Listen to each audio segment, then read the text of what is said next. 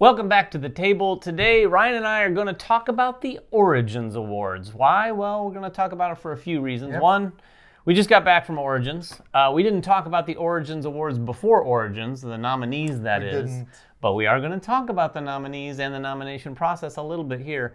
But also, they didn't do maybe the best job of communicating it to the public, except at the show. Yeah, that's true. The awards winners were announced the ceremony. And they have been posted as of now. They have been posted as of now. But you might not have seen it, so. You'd think that maybe on Monday. Or even. There's a lot of people in the board game industry who were like saying, hey, who won the Origins Award? Hey, who? And no one knew. No one knew until they were finally posted. So we're going to talk about the ones that are somewhat relevant to us and our channel.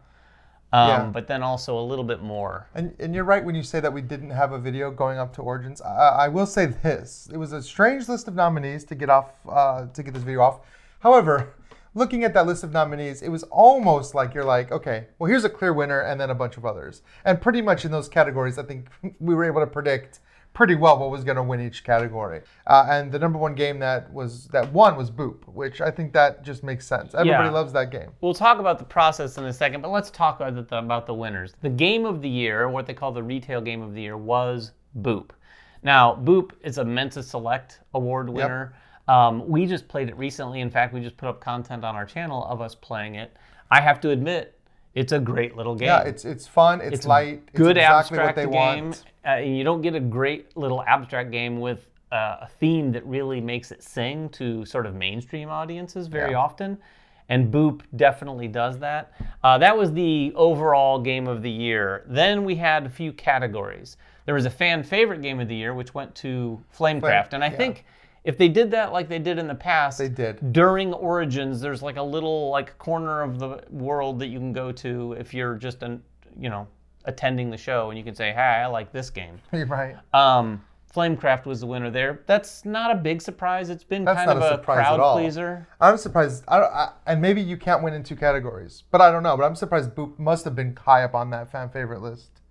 Maybe, too, I would imagine. Maybe, but Flamecraft definitely had a lot of notoriety within the enthusiast crowd. Yeah. Maybe Isn't more notoriety so than a Boop. negative thing? No, not necessarily. Infamy. Okay, I don't know. But yeah, I mean, those two I think were knockouts. I mean, and again, like they might not be games that appear in our top 10 list. However, it's a different audience when you're talking about Origins and Gamma and retail focus. They're not looking at a lot of probably giant Kickstarter games. They're looking at they're also, and this is what little I do know about the process. What they're looking at are games that publishers said, "Hey, I'm submitting my game as a nominee," and so that's part of the process. Is that if you are a publisher who doesn't know about that process or it wasn't communicated, your game's not going to get nominated. It just straight up isn't. You have to put it forth yourself to get it up there, which is why, and we'll get to this in a second after we knock off the other categories, there can be some issues there. The other categories, really quickly, I'll get my card out. Social/light went to Creature Comforts. Have you played Creature Comforts? I have. Again, that makes perfect sense. It is a light, it's Euro style. And of course, like the mechanics hold up, but also the table presence on that game is just, you stop and you look at it. The artwork is great. The components are great. I feel like that was a layup. Yeah, these winners, like I said, all these make sense to me. Yeah. The next one, Strategy, went to Planet Unknown. I think there's a lot of games that we might have picked in that category. There could have been a lot for our channel, a lot of games in that category, in the mix. But Planet Unknown, it was a Spiel nominee. Well, I think when you look at like my top 10 of the year, they would almost all fit in that one category. So it's kind of hard to break that down. And then thematic, both of us have to agree with this one. It went to Dead Reckoning. Yeah, that's a 100%. That would have been my pick. That is one of the most thematic games we played. And then finally, card game, Scout. I mean, this is... Easy choice. Of all of these, maybe this was the absolute easiest. And this is the perfect transition to the nomination process, and I think where some of the problems lie. Now, I want to preface this by saying, this is no easy task to put together this sort of situation, to have a group of people gathered to vote on it and all of that. So I'm not saying, oh, there's simple answers, why don't you do it better? Come on, Gamma, do it better. No, but I will say it's not that. We need, and Gamma needs to try to do it better, because the nominees, I will say, I was at Gamma, and when they announced the nominees, some of the nominations just didn't make sense for their categories. Right. So, for It's example, a weird situation. card game included Scout.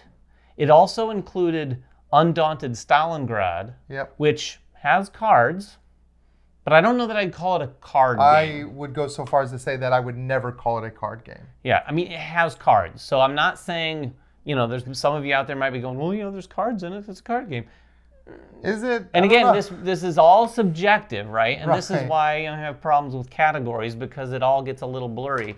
But more specifically, they had Turing Machine on there. Yeah, which that also uses cards, but you don't even play cards No, in there that are game. cards with it. It's like calling Trivial Pursuit a card game. Right, Because there's cards with trivia in it. It is a weird... Card games is a weird category, and whatever you fall... I'd love to hear from people down below. Yeah. For me, a card game is a game that primarily only uses cards. In fact, Cat in the Box, which is a fantastic game, is even the end, I think, for me. That's like the end of the line. If you added a few more boards to Cat in the Box, it would cross over for me to board game instead of just card game. This is a perfect example. That's just me. That's Ryan. That's mine. I'm different. Everyone's different, and this is why putting these things into categories is challenging. I get it. But I think there are some where you could look at it and go, no, just no. Well, Undaunted is a war game. I mean, it is very much a war game. You're moving pieces around a board. You're using wartime strategy. Yeah, you're playing some cards to do that, but I don't know.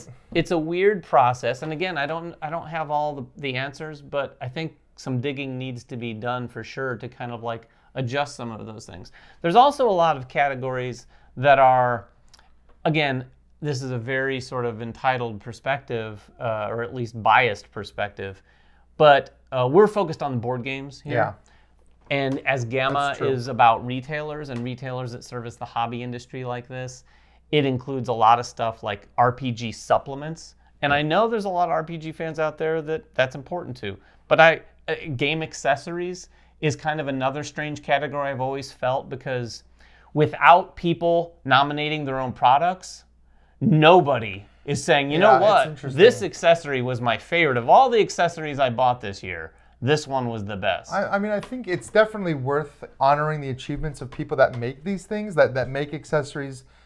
But it almost feels like this is within the industry, right? Like, it's a hard thing to talk about for fans, right? Because if you're the winner of best supplement and you worked hard to make that supplement, or you worked hard to make that accessory and you crafted this beautiful accessory, but sticking a Gamma Award winner sticker next to an accessory, I don't know if that's going to sell it. Because if you're a fan, you either look at it and you go, oh, that looks like something I need, or it's not. And no consumer is looking at that category. Well, that's what I mean. Like, no one looked up when they did post it. No one went straight to the accessory category. You never know. That's a consumer. I mean, this is an example, in my opinion, of the awards needing to determine whether or not they want to be consumer-facing awards. That's, I think, the problem right now. Or industry-facing awards. If you want to do an award ceremony at the Gamma show early in the year for just all the people from the industry, then it makes sense, I think, to honor the different categories, like products. A sales conference would. Yeah. If you want to do it at Origins and then even involve sort of the general public and the hobbyists to vote on their fan favorites, then I think it really should kind of be a little bit more focused on the things that consumers really, find interesting. And I don't know that some of those things are. And I think that nomination process maybe needs to be cleaned up a little bit or adjusted. Well, the nomination process and even the voting process, right? Because yeah, I don't know how that... I know it's tough being on Gamma, right? I think Gamma's in a hard spot. I think that this is just emblematic of some problems in Gamma as far as they need to decide where they want to focus, right? Are they just for industry people? Are they for fans? Do they want to... Well, they've generally been caught in the middle a little bit because they have Gamma, because they hold Origins. So it is a tricky place. So hopefully going forward, they can address some of those things, change things. Because we've always said this, we'd love to see U.S.-based or North American-based awards like Spiel overseas. That was a significant thing that everyone can get around, everyone can participate in, and Origins has had the best shot at doing that. But even in past years when we actually even emceed some of the award ceremonies, even then, some of the nominations were a little head scratchy at times. Yeah, I would love to see the Origins Award held with the same kind of reverence as the Spiel. Like people be like, oh, if it won an Origins Award, that's a serious It'd be thing. awesome if it was the other thing. But it was a Spiel and that. And I don't know who's making. I don't know how big the nomination pool was. I don't know if some of the games that we would vote for even were ever submitted. So they might have just been not even available. Well, I know for a fact there's publishers who weren't aware of the submission process. Yeah, and that's a tough thing too, because GAMA makes it very clear internally, like, hey, here's the deadlines.